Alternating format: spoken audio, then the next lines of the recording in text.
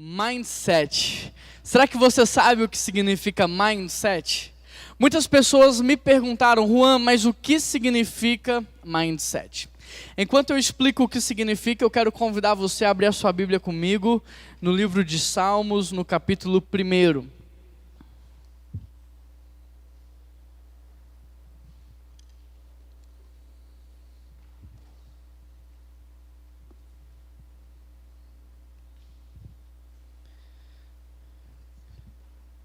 Mindset, uma nova mentalidade para um novo ano. Talvez você esteja se perguntando aí, mas o que é isso? O que é mindset? Mind significa mente. E set significa configuração. Mindset nada mais é do que mente configurada ou configuração da mente. Em outras palavras, essa série, a proposta dela é nos ajudar a renovar a nossa mente, a mudar a nossa mente, para que nós possamos viver o quê? Um novo ano. Para que nós possamos entrar no novo ano. Porque o ano é novo, mas se a gente não for diferente, tudo vai ser sempre igual. Nada vai mudar. Então nós precisamos rever os nossos conceitos, repensar muita coisa, e é isso que nós vamos fazer ao longo dessa série. Nós vamos falar sobre a arte de enraizar, a arte de fundamentar, que é o que nós vamos conversar hoje. Na segunda semana nós vamos falar sobre assumir o controle da mente, sobre fazer uma faxina, uma limpeza no coração e sobre ter foco. Afinal de contas, como diz Paulo César Baruch, ano novo, vida nova. Mas se a gente não for diferente, tudo vai ser sempre igual. Não adianta você querer que o ano seja diferente se você permanece o mesmo. E você que abriu a sua Bíblia em Salmos capítulo 1, você pode ler comigo o versículo 1, porque diz assim: Feliz é aquele que não segue o conselho dos perversos, que não se detém no caminho dos pecadores, não se ajunta à roda dos zombadores, pelo contrário, tem prazer na lei do Senhor, e nela medita dia e noite. Ele é como árvore plantada junto à margem do rio, que dá o seu fruto no tempo certo, suas folhas nunca murcham e ele prospera em tudo que faz. Uau, que texto, hein? Que palavra de Deus para nós. Eu escolhi esse texto justamente porque ele nos faz pensar de maneira diferente, mas também nos mostra a importância de sermos fundamentados, enraizados. Olha o que o texto diz: feliz é aquele. Interessante porque nós pensamos naturalmente que feliz é aquele que vai fazer algo, que vai adicionar algo, que vai somar algo, não é verdade? Mas o texto está dizendo que feliz é aquele que não aceita fazer tudo. Feliz é aquele que não escuta todo mundo, que não participa de tudo. Feliz é aquele que aprende a dizer não, que aprende a fazer uma limpeza na sua vida, uma faxina no seu coração. Feliz é aquele que sabe filtrar o que vai fazer parte dos seus dias, da sua vida, da sua família. Afinal, a palavra do Senhor diz que tudo lhe é, mas nem tudo lhe convém. Isso vai de encontro com maturidade. Maturidade, segundo Zé Machado, tem a ver com reduzir, renunciar e simplificar. E é justamente isso que esse texto está dizendo: feliz não é aquele que soma, feliz é aquele que subtrai. Porque quem vive somando, adicionando, conquistando, aumentando, a verdade é que se torna escravo de tudo que tem. A verdade é que não tem mais liberdade. Warren Buffett, como que fala? Como que pronuncia quem entende aí de inglês? Warren Buffett, acho que agora eu falei certo. Warren Buffett, um dos homens mais ricos do mundo. Sabe o que ele diz? Que um homem poderoso não é aquele que tem agenda lotada. Diferente do que foi nos ensinado, né? O homem poderoso é aquele que tem agenda vazia. Sabe por quê? Porque ele aprendeu a arte de reduzir, simplificar e renunciar. Ele aprendeu a filtrar aquilo que vai fazer parte da sua vida. O que o texto está dizendo é que é impossível ser feliz se você for escutar todo mundo. É impossível ser feliz se você der atenção para tudo que está acontecendo na sua volta. Se você quer fazer parte de tudo, de todas as redes sociais, está por dentro, se envolver. Se você quiser agradar todo mundo, é impossível. Feliz é aquele que sabe simplificar, reduzir e renunciar. Feliz é aquele que renuncia ao secundário para focar naquilo que é primário. Feliz é aquele que ao longo da vida não se perde em suas prioridades, mas ele sabe o que é importante, o que é essencial. Feliz é aquele que se fundamenta, que constrói bases. Feliz é aquele que vive uma vida enraizada. E na semana passada, na virada do ano, nós falamos acerca dos 12 espias. O povo estava prestes a entrar na terra prometida, Moisés envia 12 espias. E o interessante é que dentre os 12, 10 voltaram com uma opinião negativa a respeito do futuro, e apenas 2 voltaram com uma visão de esperança. Agora, o mais engraçado é que os 12 viveram no mesmo contexto de escravidão. Os 12 caminharam pelo mesmo deserto. Os 12 foram enviados à mesma missão. Mas é engraçado porque eles voltam com opiniões distintas, diferentes.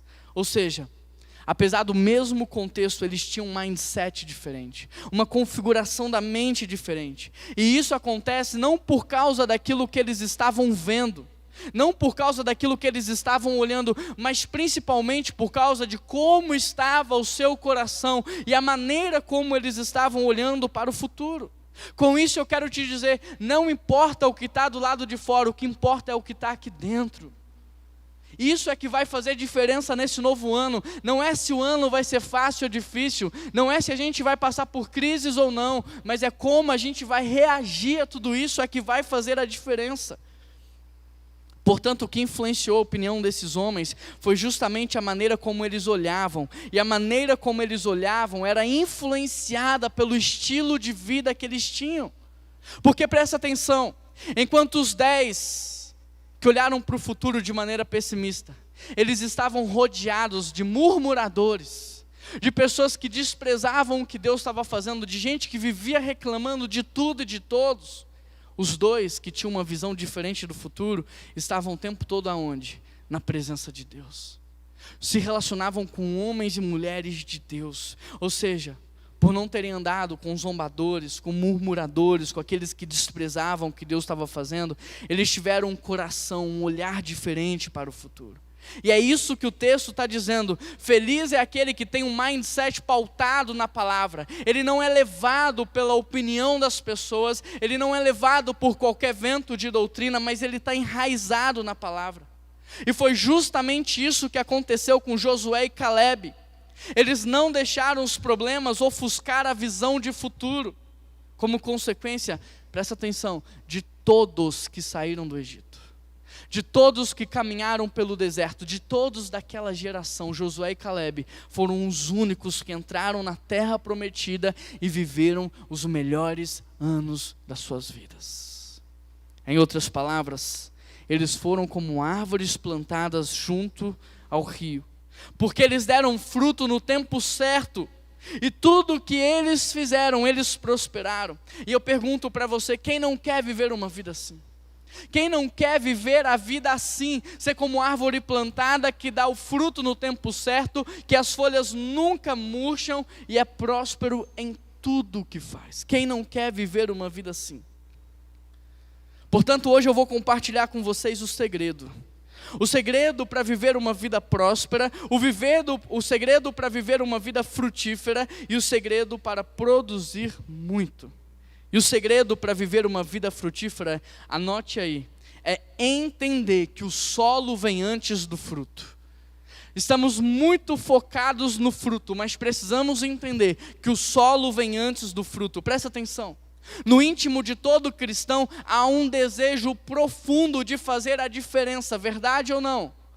Há um profundo desejo de deixar um legado para as próximas gerações, de viver uma vida que vale a pena ser vivida.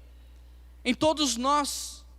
Agora, o interessante é que esse desejo, ele nasce em nós quando nós passamos a ter vida com Deus. Ele nasce em nós quando nós passamos a ter intimidade com Deus. Porque da mesma forma que uma árvore frutífera, ela nasce para gerar o fruto, o cristão ele nasce para ser luz do mundo e sal da terra. Ele nasce para fazer a diferença. Ele nasce para impactar a vida de todos aqueles que passam por ele. É isso que a Bíblia diz, vós sois a luz do mundo. Vós sois o sal da terra. E querido, é impossível você tentar esconder a luz. É impossível o sal passar batido. Ou seja, Esse desejo de frutificar, de ter uma vida relevante, ele não vem de nós, mas sim do Deus que nos criou, porque nós somos a sua imagem, a sua semelhança. Por isso, todo cristão, ele quer frutificar, ele quer deixar um legado, ele quer fazer a diferença, e não tem problema nisso, não há problema nenhum nisso. O problema é que às vezes nós queremos frutificar antes da hora, nós queremos inverter o processo, mas é importante ressaltar que o fruto, o galho, o tronco, a raiz, tudo isso vem antes do fruto. O solo está em primeiro lugar, e é sobre isso que eu quero te dizer, é sobre isso que eu quero te falar. Hoje, por causa da demanda de alimento no mundo, eles estão trabalhando as sementes em laboratório, sim ou não? Você já viu isso? Eles estão até reproduzindo a carne de maneira artificial, para você ter uma ideia. As sementes estão sendo trabalhadas, elas estão sendo aperfeiçoadas, para que elas possam gerar mais frutos em menos tempo. E essas sementes têm sido comercializadas no mundo todo. Mas por que não resolve o problema do alimento no mundo? Sabe por quê? Porque o problema não é só a semente, o problema também é o solo. Porque quando uma árvore precisa crescer e gerar frutos, não basta você ter uma semente perfeita, você tem que ter um solo produtivo, um terreno produtivo. Em outras palavras, você pode pegar a melhor semente do mundo e tentar plantá-la num solo infértil, não vai crescer, sabe por quê? Porque o poder não está na semente, o poder está no solo que recebe. Uau! Isso traz alívio para o meu coração, porque quando eu olho para vocês, eu não vejo daqui de cima nenhuma semente perfeita. Claro, sementes em potencial, mas eu não vejo nenhuma semente perfeita. Quando eu olho para a minha vida, eu não me vejo como uma semente perfeita. Quando eu olho para a minha equipe, eu não vejo uma semente perfeita. Mas quando eu olho para Jesus Cristo, eu vejo um solo que é perfeito para pegar qualquer que seja a semente e fazê-la crescer e frutificar. Isso traz alívio ao meu coração, e isso deveria trazer alívio ao seu coração, porque apesar das suas imperfeições, apesar dos seus pecados, apesar daquilo que você não sabe fazer, apesar das suas restrições, Jesus é o solo perfeito. E a semente, quando cai nele, não encontra outro caminho a não ser crescer e frutificar. O ciclo da frutificação começa, não quando o broto gera o fruto, mas quando a semente cai no solo. É quando a semente cai no solo e ela é regada, que ela começa a romper a sua casca, e ela começa a se ramificar, e é exatamente assim, querido, que acontece conosco. Até encontrarmos Cristo na nossa vida, nós somos como uma semente sem solo. Todo mundo olha para a gente e sabe, olha, ali é um grande potencial, ali há potencial, mas nada acontece, por quê? Porque tem algo nos aprisionando, tem algo nos impedindo de crescer. Nada acontece porque só no solo a sua mente consegue se ramificar. E o interessante é que é exatamente assim que acontece conosco. Só em Cristo nós conseguimos romper com tudo aquilo que nos atrasa. Só em Cristo a gente consegue abrir mão daquilo que está nos impedindo, que está nos aprisionando no tempo. Só em Cristo é que nós somos capazes de abrir mão de uma vida artificial, de uma vida sem significado, e começamos a desenvolver as nossas raízes. É em Cristo que nós nos rasgamos de toda máscara de mentira, de toda santidade fingida. É em Cristo que nós nos despimos de todo orgulho, de todo ego inflado. E é quando isso acontece que nós começamos a nos ramificar num solo fértil. Querido, hoje talvez não tenhamos aqui um monte de árvores frutíferas, ainda não. Porque se tivéssemos, teríamos batismos todos os domingos. Mas eu creio que esse tempo vai chegar. Eu creio que esse tempo está chegando. Mas hoje nós temos aqui um monte de sementes não perfeitas, mas cheias de potencial, que precisam se romper, cair no solo para começar a crescer e frutificar. E sabe o que a Bíblia diz? Que a semente caindo na terra, se ela não morrer, ela não vai gerar fruto. Não basta você saber quem Jesus Cristo é, isso não vai mudar a sua vida. Nicodemos não só sabia, como ele acreditava, e Jesus olha para ele e diz: se você quiser entrar no meu reino, necessário vos é nascer de novo. Saber que Jesus Cristo existe, todo mundo sabe. Acreditar em Jesus Cristo, até o diabo acredita. Por isso o texto está dizendo, a semente precisa cair no solo e ela precisa morrer. Você precisa abrir mão, querido, daquilo que está te atrapalhando de crescer, daqueles pecados que você cultiva no seu coração como amigos.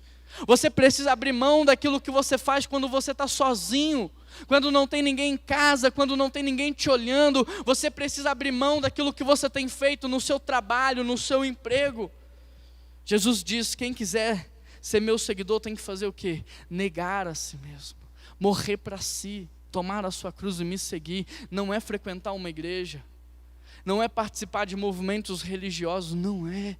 É negar a si mesmo, é matar a sua carne. É fácil matar a carne? Não é, o próprio nome já diz matar. Vai doer, vai ser difícil, mas é necessário. A semente precisa morrer para ela crescer, para ela gerar fruto. Então, em primeiro lugar, o segredo para viver uma vida frutífera é entender que o solo vem antes do fruto. Em segundo lugar, você pode anotar aí, o segredo para viver uma vida frutífera é entender que a raiz vem antes do fruto. E a raiz não cresce para cima, a raiz cresce para baixo. A raiz não se desenvolve diante de uma plateia, ela se desenvolve no secreto. Ela cresce diante de Deus. E olha o que a Bíblia diz, quando for orar, entra para o secreto. Entra para o seu quarto, e o Pai que te vê no secreto, Ele vai te recompensar eternamente. Amém? Glória a Deus. Você que está orando no secreto, você não está desamparado, o Pai está te vendo, Ele está te honrando, creia nisso. Por isso atente-se para o que eu vou te dizer, antes de sonhar com uma vida frutífera, sonhe primeiro em estar enraizado na palavra. Antes de sonhar com dar frutos e fazer a diferença, sonhe primeiro em se despir, em cair no solo, morrer para si e desenvolver as suas raízes. Antes de sonhar em ser qualquer coisa, você tem que sonhar em ser como Jesus Cristo foi. Ele é o nosso maior exemplo, a nossa maior inspiração. Sonhe primeiro em ser íntegro. Sonhe primeiro em ter um caráter aprovado diante de Deus, não é diante dos homens, é diante de Deus. Sonhe primeiro em ser generoso, em ser um abençoador, em ser alguém que reparte. Sonhe em ser fiel aos seus relacionamentos. Ser fiel à sua esposa, ao seu marido, fiel aos seus filhos. Sonhe em ser fiel aos teus amigos. Não fale mal pelas costas. Seja fiel. Quando Bill Clinton caiu, perguntaram, mas será que a queda no casamento tem a ver com a vida dele governamental? Tem tudo a ver, porque quem não é íntegro nos relacionamentos não vai ser íntegro em mais nada. Seja fiel aos teus amigos. Sonhe primeiro em ser leal. Sonhe primeiro em ter uma fé genuína. Um relacionamento de intimidade com Deus. Um ambiente familiar saudável. Um conhecimento bíblico que te alimenta, que te sustenta. Sonhe primeiro estar aprovado diante dos olhos de Deus. Sabe por quê?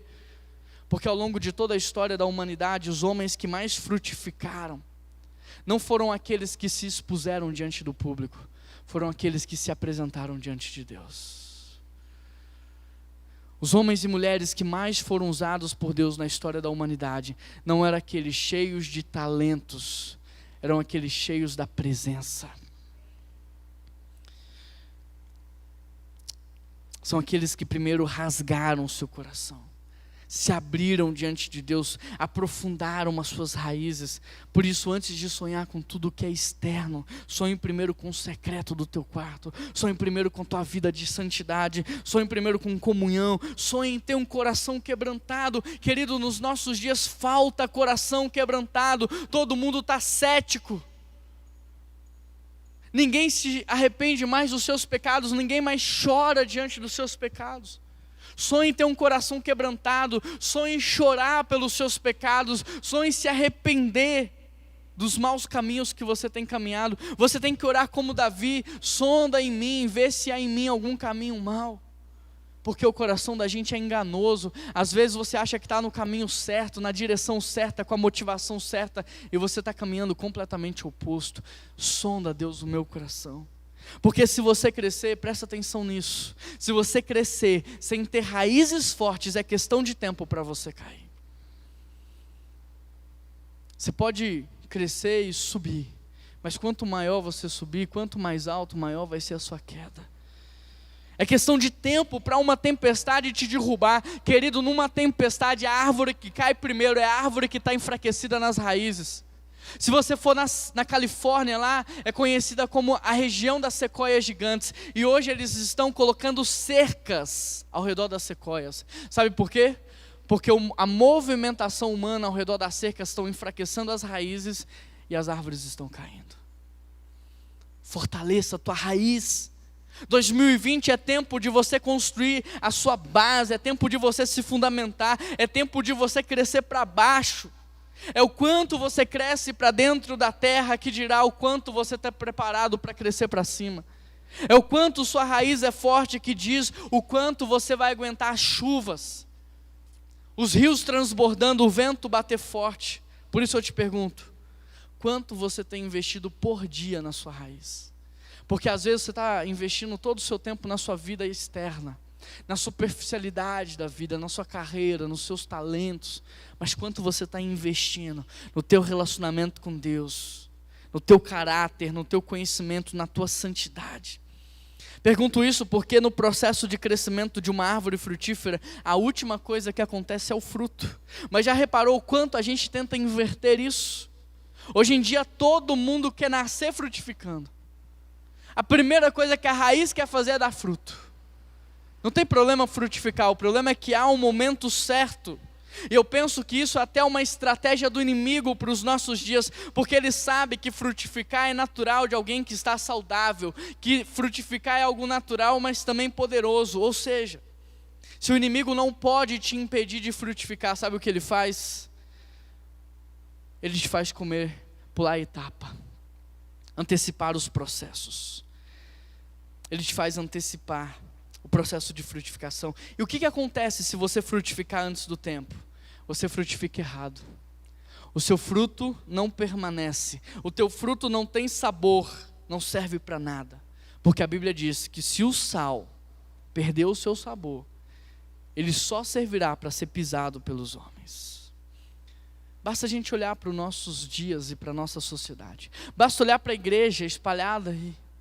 Quantas pessoas frutificaram antes da hora e não caíram? Quantas pessoas frutificaram antes do tempo e não tombaram? É isso que Jesus está tentando ensinar quando ele compara o tolo do sábio. Ele diz, a grande diferença do tolo do sábio não está na capacidade de construir, porque tanto o tolo quanto o sábio construíram as suas casas. A grande diferença do tolo e do sábio não é a capacidade construtiva, porque os dois construíram, mas é a capacidade de prever o futuro e fundamentar a construção. Porque enquanto o sábio investiu tempo naquilo que ninguém estava vendo, investiu tempo naquilo que não tinha glamour, e fundamentou a sua casa, o tolo foi lá para alcançar o resultado mais rápido, pulou todas as etapas da construção, economizou nos processos e construiu uma casa sobre a areia. O problema é que Jesus está dizendo que a tempestade não é opcional, ela virá. Querido, não pense você que 2020 não vai ter crises. Vai ter sim, vai ter tempestade. A tempestade não é opcional, ela vai vir. E quando a tempestade vem, querido, os rios transbordam e o vento bate forte. E aí só fica de pé aquilo que tem sustentação. Só fica de pé aquilo que está enraizado, aquilo que tem raízes profundas e saudáveis. Por isso, muita atenção para o que eu vou te dizer agora. Grave isso, registre isso no seu coração. Na nossa vida não vale a pena pular os processos e economizar nas etapas. Porque se você fizer isso, você vai construir algo sobre a areia e isso vai cair. E não importa quantos anos você tenha, você vai ter que voltar do zero para construir tudo de novo. Então não pule etapas, não economize nos processos, porque senão você vai ter que começar tudo de novo. Muitos fazem o ensino médio de qualquer jeito. E aí? Quando termina o ensino médio tem que fazer o quê? Se matar para estudar tudo de novo, tudo de novo. Muitos fazem a faculdade de qualquer jeito. E aí quando termina, você tem que fazer a prova para pegar a certificação, para exercer a profissão. O que você tem que fazer? Se matar para estudar tudo de novo. Muitos não estudam para casar, entram no casamento de qualquer jeito, caem dentro do casamento, e aí não dá certo. Termina, tem que voltar, e às vezes construir tudo de novo. Não vale a pena pular as etapas, economizar nos processos. Do que vale gastar a sua vida inteira para construir algo que vai cair. Do que vale você gastar toda a sua energia, seus anos e sua saúde para construir algo que não vai permanecer. Por isso, não queira crescer se você ainda não tem raízes. Não queira assumir responsabilidades se você ainda não tem raízes. Não queira fazer mais se você ainda não tem sustentação. Porque a palavra diz que quanto mais lhe é dado, mais lhe será cobrado. Será que você está preparado para receber essa cobrança? Será que hoje você tem raízes fortificadas a ponto de lhe dar seiva suficiente para você aguentar a pressão? Será que as suas raízes estão preparadas para oferecer para você saúde mental, emocional, espiritual, para você aguentar o ciclo dos nossos dias? Porque, querido, a vazão de entrada tem que ser maior do que a vazão de saída. Se sair mais do que entrar, crise de burnout, crise do esgotamento, crise de ansiedade, crise do pânico, e por aí vai. Tem que entrar mais do que está saindo, e você tem raízes suficientes para te nutrir, para você aguentar. Quanto mais lhe é dado, mais lhe é cobrado. Em vários momentos vemos o diabo pedir para fazer o quê? Peneirar as pessoas, né? Em vários momentos o diabo pede para peneirar. E, querido, quando o diabo vem para peneirar a sua vida, só aquilo que está enraizado na palavra, no Evangelho, em Cristo, vai permanecer de pé. Por isso, não perca seu tempo bancando uma espiritualidade se você não tem. Não perca o seu tempo com uma arrogância espiritual se você não vive isso. Não perca seu tempo fingindo ser quem você não é, porque o mundo espiritual inteiro sabe quem você é. Os anjos do Senhor, mas os anjos do diabo, o mundo espiritual inteiro sabe quem você é, sabe se você tem raízes em Jesus ou não. Tanto é que o diabo diz: Paulo, eu sei quem é, mas e você? Paulo, eu sei a profundidade das suas raízes, mas e você? Por que muitos jovens, quando entram na faculdade, abandonam a fé? Por que muitos, quando são promovidos, entram para uma carreira profissional, abandonam a fé? Por que muitas pessoas, ao passarem por crises, abandonam a fé? Porque investiram tempo na superficialidade, mas não na raiz. Não construíram bases, fundação, a base estava trincada, e aí diante de qualquer vento de doutrina, diante de qualquer corrente filosófica, diante de qualquer crise, tudo que se acreditava acontece o quê? Cai por terra. Interessante, porque Jesus falou sobre isso, né? A casa construída sobre areia. Por isso, o maior bem que você pode fazer por você em 2020 é investir tempo na sua fundação, é sair de uma vida de superficialidade, é deixar de ser religioso, é abandonar o mundo gospel e é negar a si mesmo, tomar a sua cruz e seguir a Jesus.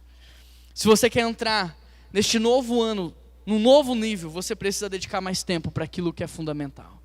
Para suas raízes, para suas bases. O maior bem que você pode fazer para você não pular etapas, é não economizar nos processos, mas é viver cada fase da vida bem e aprender com o que cada fase tem para te ensinar, porque se você pular a fase, na próxima você também não vai conseguir passar. Então, enraize a sua vida no Evangelho. Você tem raízes hoje para passar em 2020 por uma crise financeira? Você tem raízes hoje para ser traído por uma pessoa que você ama muito? Você tem raízes hoje para suportar uma crise existencial? Uma crise política, uma crise econômica? Você tem raízes para sobreviver a um ano de guerra? Porque não tem problema você chegar à conclusão de que você não tem raízes. O problema é você entrar em 2020 como se nada disso tivesse acontecendo e repetindo o mesmo ciclo ano após ano. Interessante porque Jesus diz: eu faço o que eu vi O que, igreja? O meu pai fazer. E quando Jesus diz isso, você acha que ele estava falando só de Deus ou também do seu pai José? Ele estava falando de Deus, mas também de José. Eu faço tudo que eu vi o meu pai fazer.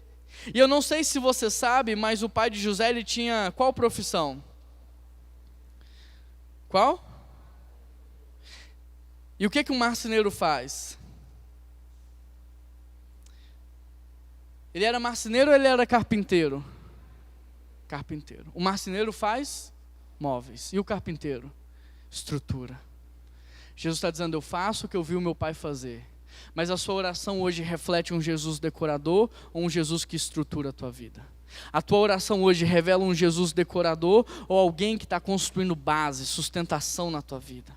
Não tem problema você chegar à conclusão de que você não tem raízes, de que você não tem base para viver o que Deus está preparando. O problema é você não fazer nada em relação a isso. Por isso, se você não tem raízes, clama pelo nome de Jesus.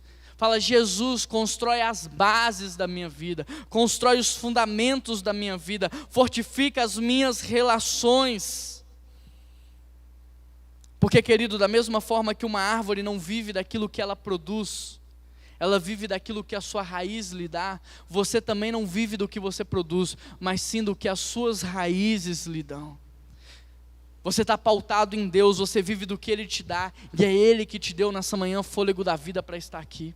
É Ele que te dá saúde, é Ele que te dá força para trabalhar, é Ele que te dá inteligência, criatividade, é Ele. Tudo que você tem vem da raiz, a seiva, a vida, vem do Espírito, a paciência, o refrigério, o alívio. Mas a pergunta é, será que você está tão enraizado assim a ponto de receber tudo isso? Porque às vezes suas raízes estão cortadas, e você não está conseguindo receber o que você precisa. Quando uma árvore é pequenininha, a gente coloca ela num vaso. E aí quando ela cresce, a gente tira ela do vaso e põe na terra. Talvez esteja na hora de você sair do vaso e você ir para a terra. Talvez está na hora de você deixar de ler caixinha de promessa e começar a ler a Bíblia. Talvez esteja na hora de você parar de avaliar a Bíblia, o que serve, o que não serve, e começar a deixar a Bíblia avaliar você. Talvez esteja na hora de você parar de ter relações de comércio com Deus e começar a orar revelando a santidade, glória, louvores a Ele. Porque afinal de contas, antes do fruto vem a raiz, e você precisa ser maior por dentro do que você é por fora. Amém? Em primeiro lugar, o solo vem antes do fruto. Em segundo lugar, a raiz vem antes do fruto. E em terceiro lugar, a poda vem antes do fruto. Não é suficiente você plantar uma árvore frutífera em um bom solo para que ela cresça. Porque se você não fizer a poda, não vai crescer saudável. Se você não fizer a poda, não vai adiantar. Mesmo que ela tenha raízes, a poda é necessária. Porque quando uma árvore começa a crescer, ela tem a tendência natural de crescer para fora, buscando o quê? A luz. Mas acontece que em alguns casos há ramos que crescem para o meio, se escondendo da luz. E esses ramos precisam ser eliminados, porque se eles crescerem para dentro e ficarem escondidos da luz, ali será um ambiente perfeito para as pragas, para a destruição daquela planta, daquela árvore. Por isso aquilo precisa ser eliminado. A melhor coisa a se fazer é cortar aqueles ramos, é eliminá-los, é fechar as brechas que o inimigo tem para agir. E pode parecer que não, mas foi justamente isso que aconteceu com Pedro. Satanás encontrou um ramo no meio que não batia luz, que não batia sol, e ele vai lá, aquela é uma brecha, e ele diz para Pedro: Pedro, é verdade que você é amigo de Jesus? Sim, é verdade. É verdade que Jesus acabou de dizer que ele vai morrer? Sim, é verdade. Pedro, se você é amigo de Jesus, você não pode deixar isso acontecer. Vai lá, impede Jesus de fazer essa besteira. Interessante, querida, é que Pedro vai achando que a ideia é dele, achando que a ideia é boa, e quando ele fala aquilo para Jesus, Jesus diz o quê? Saia daqui, Satanás. O problema, queridos, é que eu vejo isso acontecer o tempo todo dentro da igreja. Às vezes eu até me assusto, porque o diabo encontra brechas no coração de pessoas dignas de respeito. Sabe aquelas pessoas que você respeita, que são cheias da presença de Deus, que você fala, essa não. Mas o diabo vai lá e ele encontra uma brecha. E essa pessoa vem achando que é a melhor ideia, achando que a ideia dela, e quando ela fala, ela traz morte. Querido, o coração é terreno fértil. Por isso a Bíblia diz: sobre tudo que se deve guardar, guarda o seu, porque dele depende a tua vida. Coração é terreno fértil. O que você plantar no coração nasce. Imagine que você está caminhando sobre a rua, caminhando aí na rua, alguém olha para você e fala assim: sua gorda. Você não conhece aquela pessoa. Às vezes você nem é, mas aquilo caiu no seu coração e fez o quê? Destruiu o seu dia. Mas às vezes você também está caminhando pela rua e alguém chega para você: deixa eu te dar uma palavra. Deus ama a tua vida. Hoje você vai ter um dia incrível. Às vezes você saiu de casa mal e aquela palavra fez o que com você? Porque coração é terreno fértil, o que você planta ali nasce. Por isso a Bíblia está dizendo: ei, guarda teu coração, protege ele, não deixa ele ter contato com coisas que podem ser prejudiciais. Assim como nos Estados Unidos colocaram uma cerca ao redor das raízes, coloque uma cerca ao redor do seu coração e proteja o teu coração, porque o que for plantado ali vai nascer. Quais são os galhos em sua vida hoje que estão se escondendo da luz? Porque eu sei que você tem galhos em direção à luz, mas quais são aqueles que estão escondidos? Quais são as áreas da sua vida que são brechas para o inimigo agir? Onde é que você tem sido pouco vigilante e você precisa melhorar? Qual é o maior investimento que você pode fazer na sua vida, querido? É fundamentar teu relacionamento com Deus, teu conhecimento bíblico, é fortalecer a tua integridade, o teu caráter, é fechar as brechas. O maior investimento que você pode fazer em 2020 é na sua vida com Deus, porque isso vai ser como efeito cascata em todas as outras áreas da sua vida. Quando você está saudável em Deus, quando você está enraizado em Deus, teu casamento melhora, tua vida com os filhos melhora, você cresce na profissão. Mesmo que você tenha raízes, hoje é tempo de refletir se na sua vida há galhos se escondendo da luz. Todas as suas áreas da sua vida, todas estão caminhando em direção à luz, ou existe alguma área da sua vida que está se escondendo de Deus? Mesmo que você tenha raízes, você precisa refletir o tempo todo, não apenas se você está crescendo na direção certa, mas também se você está frutificando. Você está frutificando? Você está dando fruto? Olha o que Jesus diz: todo ramo que estando em mim não dá fruto, ele corta. Mas aquele que dá fruto, o que ele faz? Ele poda, para que dê mais fruto ainda. Mesmo que você tenha raízes, você tem que refletir, não só se você está caminhando na direção certa, mas se você está vivendo uma vida frutífera. Porque não tem como ser cristão e não frutificar. Não tem como ser cristão e não gerar fruto. Não frutificar é uma antítese da vida cristã.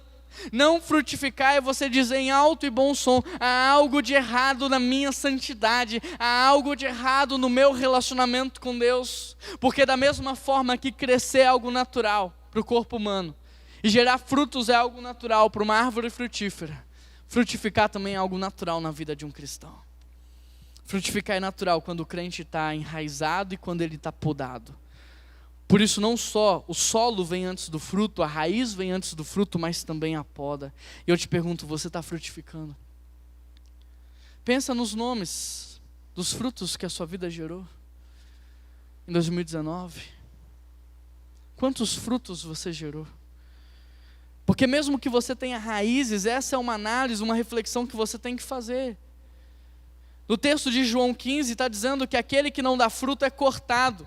E essa palavra no grego, ela tem muitos significados. Cortado é uma delas, mas ela tem outros significados, como também a ideia de levantar e erguer.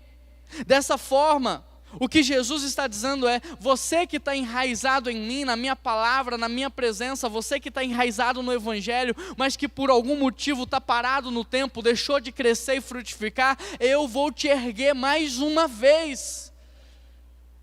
Amém, querido? Eu vou te levantar mais uma vez. Eu vou limpar você para que você volte para o propósito da sua vida, que é frutificar, que é gerar frutos que permanecem.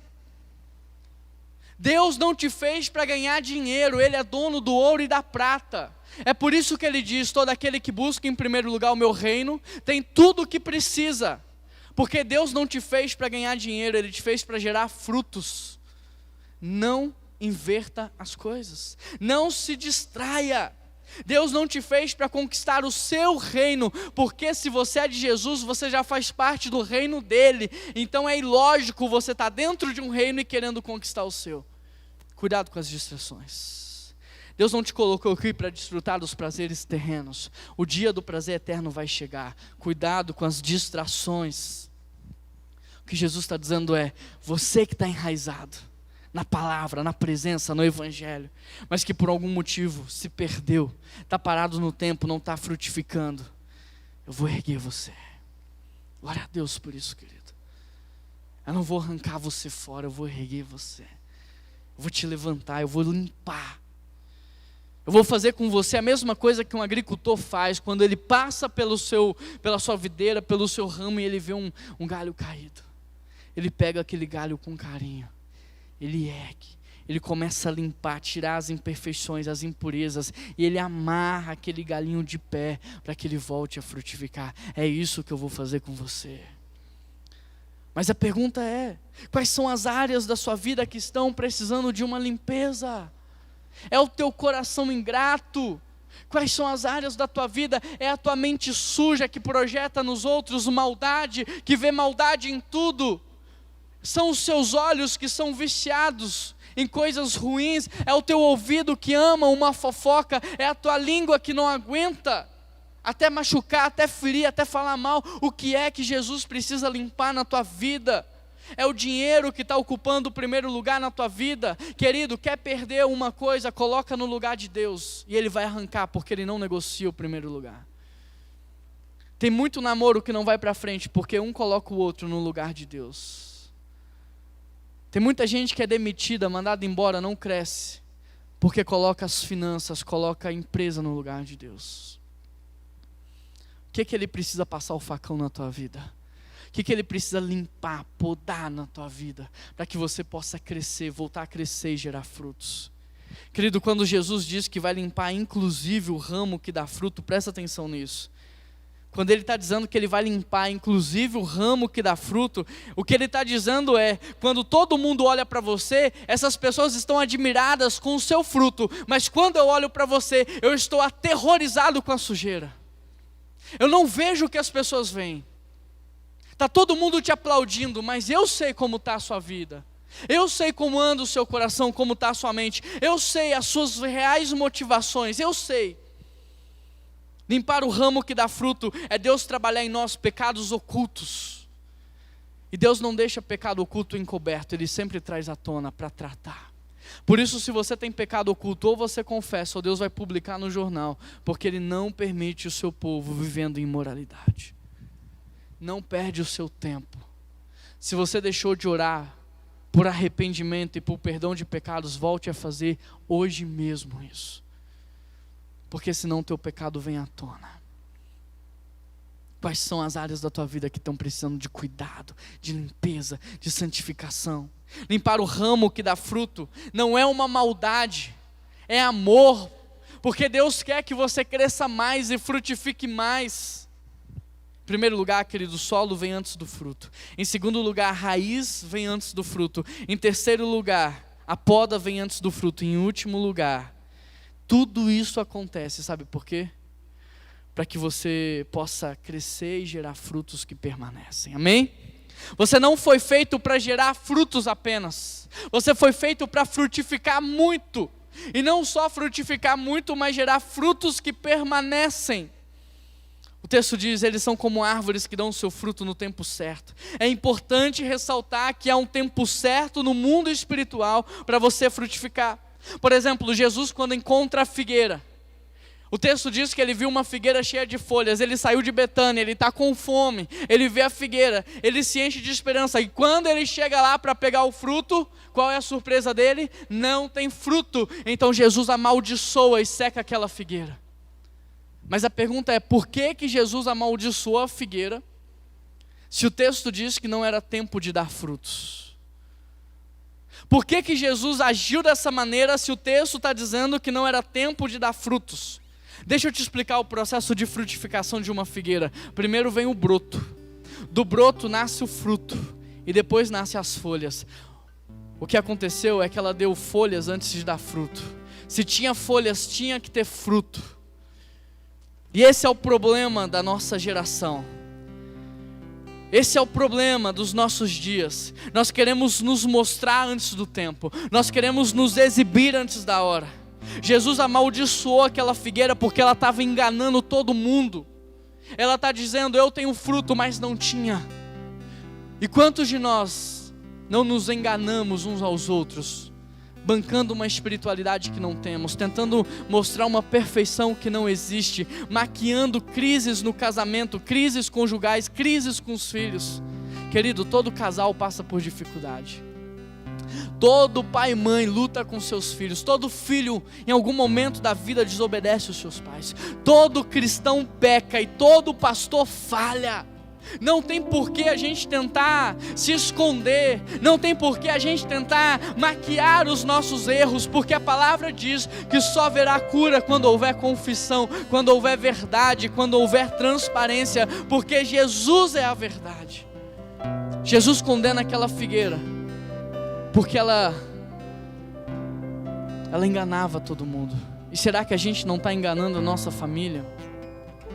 Mostrando para nossa família um caráter que não existe, mostrando no nosso trabalho uma falsa integridade, mostrando na igreja uma falsa santidade. E olha, eu vou te dizer, você pode me enganar, você pode enganar tua esposa, o teu marido, eles podem acreditar em você, você pode enganar as pessoas que trabalham com você, mas a Deus você não engana. Não tem como enganar a Deus, e é por isso que no mundo espiritual, primeiro a semente morre no solo. É por isso que no mundo espiritual, primeiro a semente se transforma numa raiz. Depois ela é podada e por último ela dá os frutos. Por isso não fala, querido, se você não vive. Não se venda se você não tem o que dar. Você não precisa mostrar e nem provar nada para ninguém. Você não precisa correr. Nós não estamos disputando quem é que vai chegar primeiro, porque no céu ninguém vai chegar primeiro, a gente vai entrar junto. A Bíblia não diz que Jesus vai me buscar ou te buscar, Ele diz que vai buscar a igreja. E eu e você só vamos porque fazemos parte da igreja. Que vantagem tem você ter folhas se você não tem frutos? Que vantagem tem ter plateia se você não tem vida? Que vantagem tem você ter seguidores se você está perdido? Que vantagem tem você ter competência, mas não ter caráter? Ter talentos, mas não ter dons? Ter experiência, mas não ter humildade, um coração quebrantado? Que vantagem tem? Sem raízes, sem poda, não tem jeito. Você vai tombar. Por isso, quem não se entrega ao solo, quem não morre no solo, quem não desenvolve a sua raiz, quem não aceita a poda, o texto diz que vai ser como palha que é jogado ao vento e logo dissipa. Ser como palha é passar pela vida sem ser notado. Ser como palha é passar pela vida sem deixar um legado. É viver uma vida insignificante, superficial, sem profundidade. É viver sem propósito. É chamar a atenção para si, mas não ter nada para oferecer, nada para dar. Mas esse não é o projeto de Deus para a tua vida, porque feliz é aquele que permanece em Cristo e aceita a poda. Esse vai ser como árvore que dá o seu fruto no tempo certo, e tudo quanto faz prospera. Quem já plantou uma árvore sabe que há 3 grandes alegrias: quando ela cresce, quando ela frutifica e quando você vê as pessoas se deliciando do seu fruto. É verdade ou não é? Há 3 momentos de grande alegria no coração de Deus: quando Ele nos vê crescendo, quando Ele nos vê frutificando e quando Ele vê esses frutos impactando vidas. Porque da mesma forma que um rio não mata a sua sede com as suas correntezas, e a nuvem não se alivia com a sua própria água, mas se derrama em favor dos outros, e uma árvore não se alimenta da doçura do seu fruto, mas entrega a quem tem fome, assim é o povo de Deus. Nós vivemos daquilo que Deus nos dá, para que aquilo que a gente conquista, a gente pode repartir e abençoar. Você é a primeira Bíblia que alguém vai ler na vida, você tem ideia disso? Porque talvez antes de alguém pegar a Bíblia, essa pessoa vai ver você. Agora a pergunta é, mais tarde, quando ela ganhar uma Bíblia e começar a ler, ela vai ver na Bíblia você ou ela vai ficar espantada porque você não vive nada do que você pregou? Você é o primeiro Cristo que as pessoas estão encontrando. Mas a pergunta é, quando elas encontrarem o verdadeiro Jesus Cristo, elas vão ficar maravilhadas porque você é igual a Ele, ou elas vão ficar chocadas porque você é muito diferente dele? Queridos, nós somos feitos para aliviar a dor de quem sofre. Nós somos feitos para suprir a fome de quem está com fome. Nós somos a mensagem de Deus. E ser a mensagem de Deus não é levar um recado. Ser a mensagem de Deus é ser a mensagem de Deus. Tanto é que Ele não disse, diga às pessoas que eu amo elas. O que Ele disse, igreja? Ame como eu vos amei. Nós somos a mensagem de Deus, queridos. Nós somos respostas de oração. Sabe quando Deus te deu a sua casa? Sabe quando Deus te deu o seu carro? Sabe quando Deus te deu o emprego? Foi assim que Ele fez, mandou um anjo, cantou um hino espiritual e falou, eis que te dou um carro na sua garagem. Foi assim que Ele fez? Não, Ele usou pessoas para abrir portas para você crescer, pessoas para pagar um salário para você. Ele usou pessoas. Nós somos respostas de oração. Sabe por que hoje os milagres não acontecem mais como antigamente? Porque hoje colocamos a nossa vida emocional na frente da vida espiritual. Porque hoje nós colocamos a nossa opinião em relação ao outro na frente da vontade de Deus. A gente prefere ver o outro sofrendo do que vivendo o milagre. Nós preferimos o outro passando dificuldade do que sendo aliviado. Em outras palavras, o nosso egoísmo atrapalha a nossa fé. Mas sempre numa situação de milagres, há 3 tipos de pessoas: aquele que tem poder para fazer o milagre, aquele que vai facilitar o milagre e aquele que precisa do milagre.